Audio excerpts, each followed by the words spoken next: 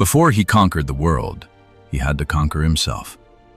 In 356 BC, in the city of Pella, capital of Macedon, a child was born who would change history forever.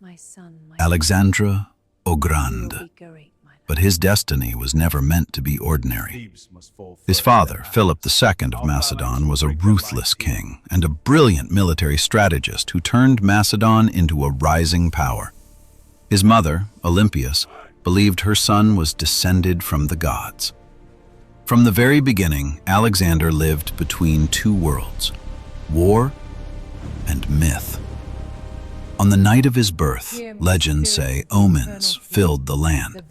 Temples burned and whispers spread across Greece that someone destined for greatness had arrived. But it wasn't prophecy that shaped Alexander. It was education. At a young age, he was taught by Aristotle. Under his guidance, Alexander studied philosophy, science, medicine, and politics. He didn't just want to conquer lands, he wanted to understand the world. Yet there was something different about him. At just 12 years old, he proved he was no ordinary prince. A wild, untamable horse had defeated every man who tried to ride it. Warriors failed, nobles stepped back, then Alexander stepped forward. He noticed what no one else had seen. The horse was afraid of its own shadow. Turning it toward the sun, he calmed it and mounted it. The horse's name was Bucephalus, and in that moment, something greater than a rider was born. A leader. His father, astonished, is said to have declared, "My son, seek a kingdom worthy of you, for Macedon is too small." And perhaps, in that moment, the world had already been marked as his. Greatness is not given, it is taken. At just 20 years old, Alexandre the Grande faced the moment that would define his destiny. His father, Philip II of Macedon, had been assassinated. The kingdom was thrown into chaos. Enemies surrounded Macedon, sensing weakness. Rivals plotted. Rebellions ignited. For most, this would have been the end.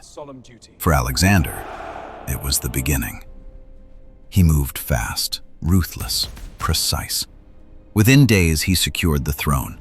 Those who threatened his claim were eliminated, not out of cruelty, but necessity. In his world, hesitation meant death. But the real test came from Greece. The city of Thebes, believing the young king was weak, revolted against Macedonian rule. It was a mistake they would never recover from. Alexander marched south with lightning speed. When he arrived, he didn't negotiate. He destroyed Thebes. The city was burned. Thousands were killed. Survivors were sold into slavery. It was brutal, but it sent a message to all of Greece. There was a new king, and he would not be challenged. Fear spread. Resistance collapsed. Greece was his. But Alexander wasn't interested in holding power. He wanted more. To the east lay the greatest empire the world had ever seen, the Persian Empire, ruled by Darius III. It was vast, rich, untouchable, and Alexander chose to invade it. Not because it was easy, but because it was impossible. In 334 BC, he crossed the Hellespont with an army of around 40,000 men. It was a bold move, reckless, some would say. Before stepping into Asia, Alexander did something symbolic.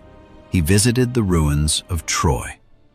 Standing on that ancient battlefield, he honored the heroes of legend, especially Achilles, the warrior he admired above all. Because Alexander didn't just want victory, he wanted immortality.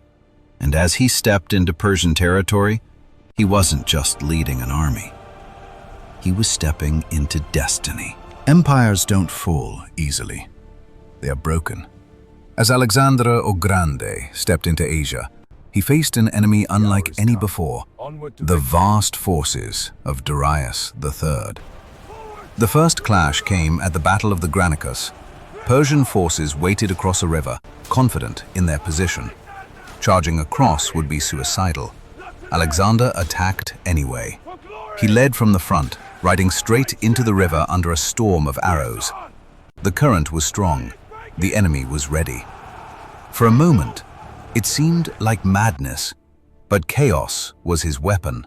His cavalry broke through. His army followed. The Persians collapsed. It was his first major victory, but it was only the beginning.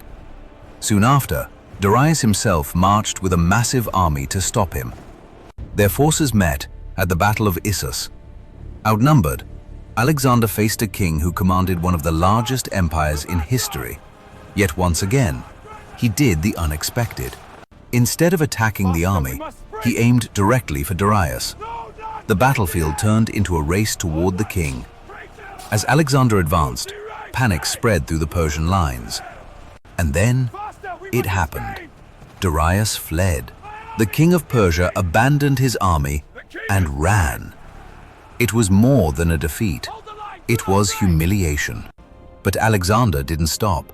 He pushed deeper into Persian territory, capturing cities, wealth, and power. Each victory made him stronger. Each step brought him closer to the heart of the empire.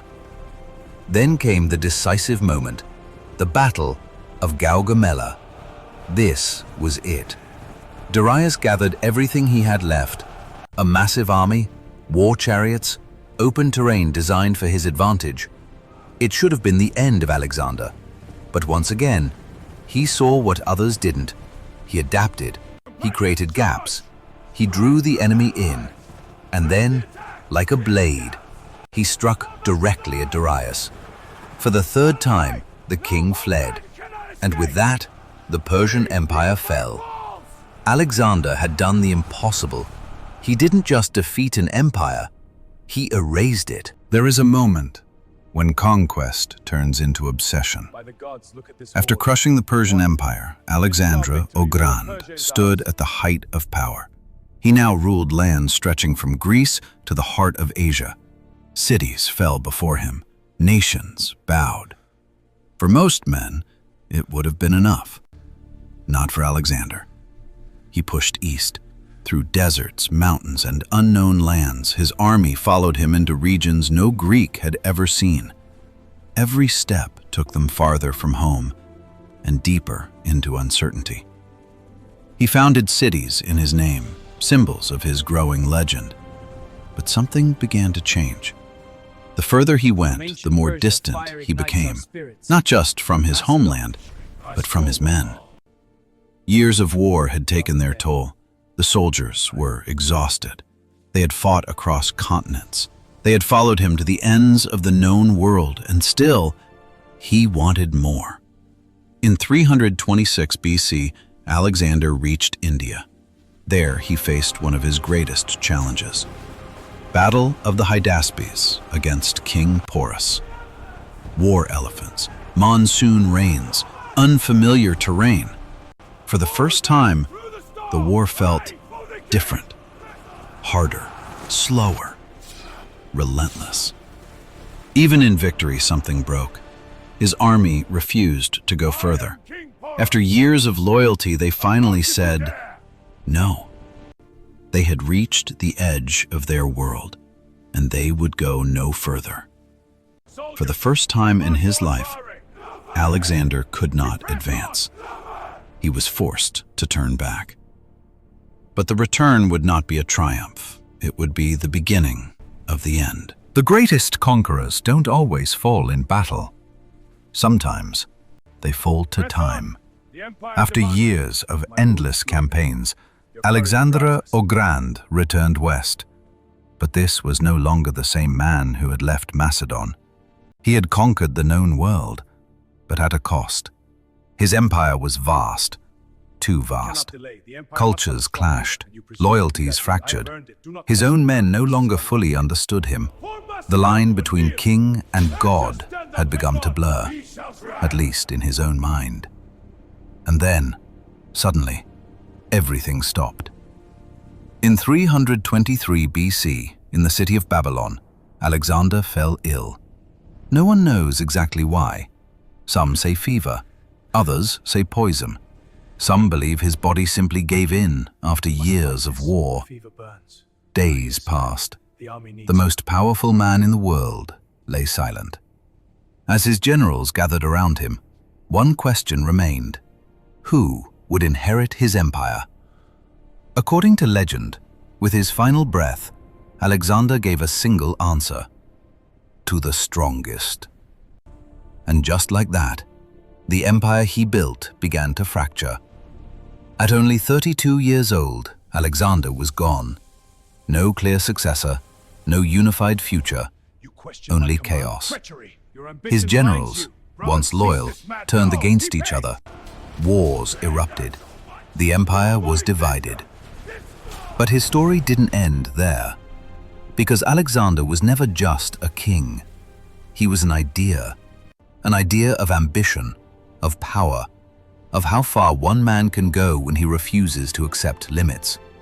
Even today, his name echoes through history, not because he was perfect, but because he was unstoppable, until he wasn't.